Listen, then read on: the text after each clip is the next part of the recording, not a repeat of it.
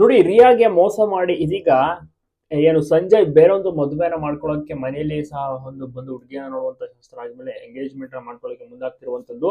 ಆದ್ರೆ ಕರ್ಣ ಸುಮ್ನಿರ್ತಾನೆ, ಖಂಡಿತವಾಗಿಯೂ ಕೂಡ ತಡೆದೇ ತಡಿತಾನೆ.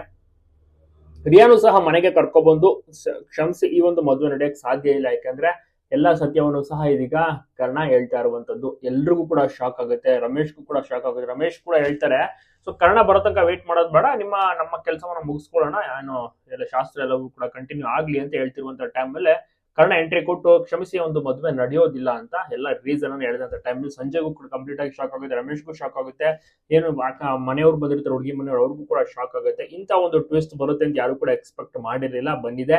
ಇನ್ನು ಮುಂದೆ ಏನಾಗುತ್ತೆ, ಈಗ ಕೋಪ ಏನಾದ್ರು ತೀರಿಸ್ಕೋದನ್ನ ಸಂಜಯ್ ಮತ್ತೆ ರಮೇಶ್ ಮುಂದೆ ಬಹಳನೇ ರೋಚಕ ಟ್ವಿಸ್ಟ್ ಬರ್ತಾ ಇದೆ.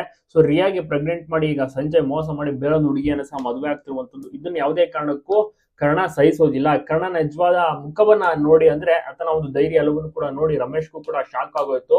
ರಮೇಶ್ ಕಂಪ್ಲೀಟ್ ಸೈಲೆಂಟ್ ಆಗ್ಬಿಡುತ್ತೆ ಈ ರೀತಿ ಬಂದು ಹೇಳಿದ ತಕ್ಷಣ.